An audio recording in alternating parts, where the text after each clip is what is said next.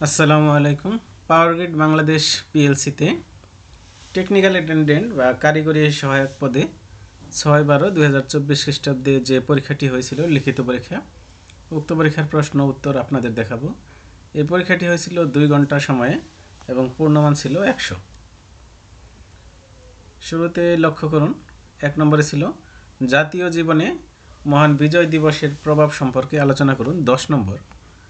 তো আমি এটা গুগল থেকে নিয়েছি, আপনারা আপনাদের ইচ্ছামতো একটা দিতে পারেন।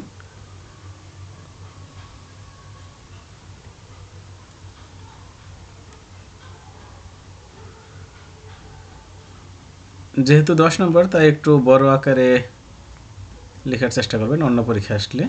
2 নম্বর ছিল remittance the driving force of our country explain in English. এটা আপনারা আপনাদের মতো দিতে পারেন, এটা আমি দেখাইনি।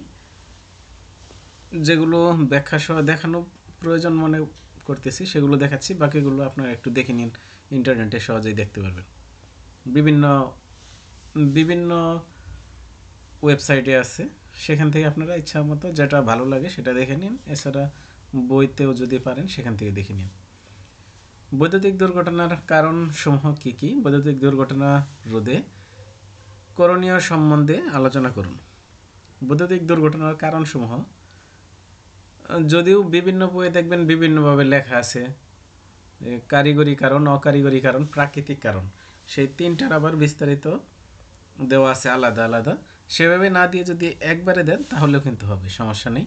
আর যদি তিনটার ভাগ ভাগ করে দিতেছেন, কারিগরি কী কী কারণ দুর্ঘটনা ঘটে, অকারিগরি কীভাবে ঘটে, প্রাকৃতিক কীভাবে ঘটে, সেগুলো যদি আলাদা দিতেছেন তাও দিতে পারেন, এভাবেও দিতে পারেন। বৈদ্যুতিক দুর্ঘটনার কারণ: বৈদ্যুতিক লাইনে কাজ করার সময় শাটডাউন গ্রহণ না করা, ভুল শাটডাউন, টেস্টার দ্বারা বিদ্যুৎ বন্ধ হওয়ার বিষয়টি নিশ্চিত না হওয়া, সোর্স এবং লোড সাইডে সঠিক মানের তার দ্বারা অস্থায়ী গ্রাউন্ডিং না করা, কাজের সময় গ্রাউন্ডিং না করে কাজ না করা। এইখান থেকে যদি দেন এভাবে দিলেও হবে।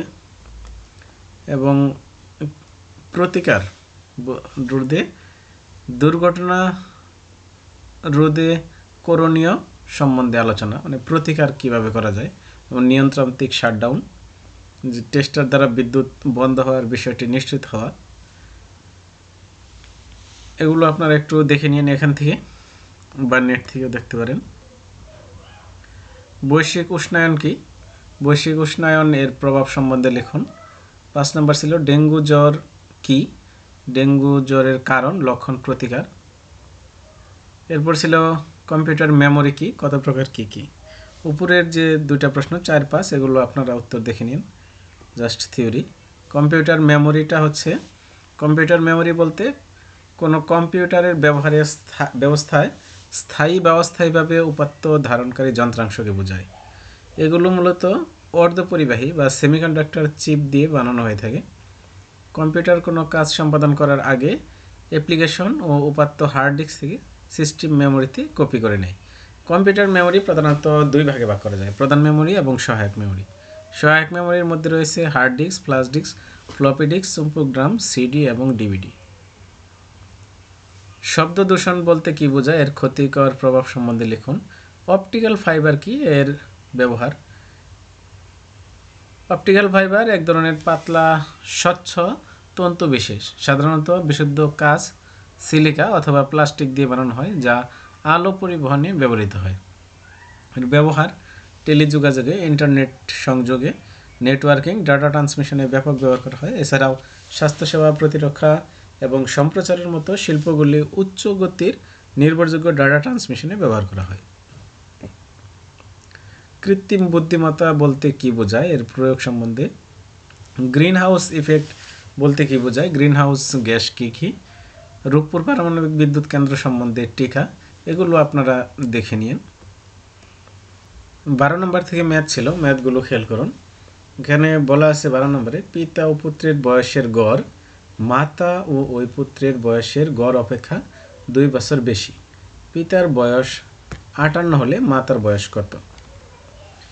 লক্ষ্য করুন, আমরা ধরি পিতার বয়স ক, পুত্রের খ এবং মাতার গ বছর। তাহলে প্রশ্ন মতে, প্রশ্নে দেখেন কি আছে, পিতা ও পুত্রের বয়সের গড় মাতা ও পুত্রের বয়সের গড় অপেক্ষা 2 বছর বেশি। তাহলে পিতা ক এবং পুত্র খ যদি 2টা ভাগ দিই তাহলে এর গড় এটা গেছে এ হচ্ছে মাতা এবং পুত্রের বয়সের যে গড় এই গড় অপেক্ষা 2 বছর বেশি। তার মানে এই +2 2 এটার সাথে এটা সমান প্রশ্ন অনুযায়ী। তাহলে এখন যদি আমরা ক/2 এবং খ/2 এভাবে লিখতে পারি, মূলত খটাকে কেটে দেওয়ার জন্য দুই পাশ থেকে গ/2 প্লাস খ/2 এই দুটা যদি আমরা কেটে দিলাম এখান থেকে, পরের লাইনটা গ মানে মাতা গ/2 ক/2 বিয়োগ 2 যদি আমরা এটা ওই সাইডে নিয়ে যাই, তাহলে এখানে কিন্তু দেওয়া আছে পিতার বয়সটা দেওয়া আছে 58 বসিয়ে দিলাম, তাহলে মাতার বয়স আসে 54 বছর।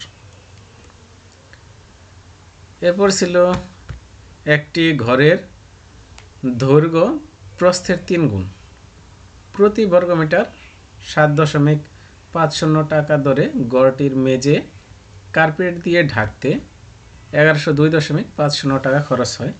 ঘরটির দৈর্ঘ্য ও প্রস্থ কত? ঘর সাধারণত আয়তাকার হয়, আমরা ধরে নিলাম যে ঘরটা আয়তাকৃতির। ঘরের দৈর্ঘ্য হচ্ছে প্রস্থ ধরে নিলাম x মিটার এবং দৈর্ঘ্য প্রস্থের 3 গুণ, তাহলে 3x মিটার। ক্ষেত্রফল হচ্ছে দৈর্ঘ্য ইন্টু প্রস্থ, যেহেতু ঘর আয়তাকার হয় এখানে যদিও লেখা নেই তারপরেও আমরা ধরেছি এটা আয়তাকার, তাহলে 3x into x 3x square বর্গমিটার। এখানে ক্ষেত্রফল বলা আছে যে কার্পেট দিয়ে ঢাকতে 1102.50 টাকা খরচ হয়, প্রতি বর্গমিটারে 7.50। তাহলে আমরা যদি টাকাকে এই বর্গমিটার দ্বারা ভাগ দেই, এখানে x স্কোয়ারের মান পেলাম 49, তাহলে x এর মান আছে 7 মিটার। 7 মিটার হচ্ছে প্রস্থের মান পেলাম। দৈর্ঘ্যের মান এবার 3x দ্বারা শুধু গুণ দিয়ে দিলে হবে 3 ইন্টু 7, তাহলে 21 মিটার। এরপর 14 নম্বর একটা বীজগণিতিক ম্যাথ ছিল, একদম সহজ, শুধু সূত্রটা বসিয়ে দিলে শেষ। a প্লাস বি এর মান দেওয়া ছিল 17 এবং a বির 60। তাহলে আমরা যদি সূত্রটা বসিয়ে দিই a minus B whole square equal a plus B whole square minus 4ab,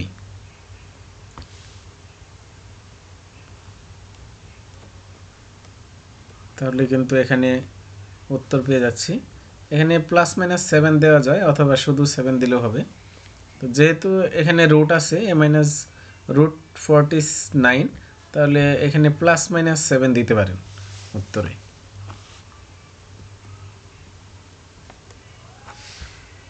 পনেরো নম্বর, প্রতিটি নিয়োগ পরীক্ষায় একজন শিক্ষার্থী প্রতিটি সঠিক উত্তরের জন্য 1.25 নম্বর পায় এবং প্রতিটি ভুল উত্তরের জন্য 0.25 নম্বর কাটা যায়।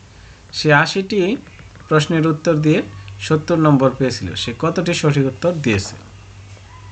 তাহলে লক্ষ্য করুন, সঠিক উত্তর দিয়েছে ধরি xটি, তাহলে ভুল কত? 80 মাইনাস x।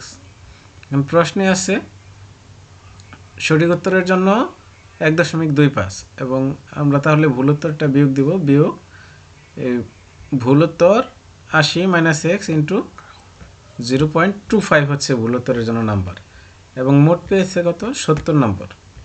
তাহলে এখান থেকে আমরা x যেটি সঠিক উত্তর দিয়েছে x এর ক্যালকুলেশন করে অন্যান্যগুলো ক্যালকুলেশন করে পেলাম 60। এটা আপনারা দেখে বুঝতে পারতেছেন।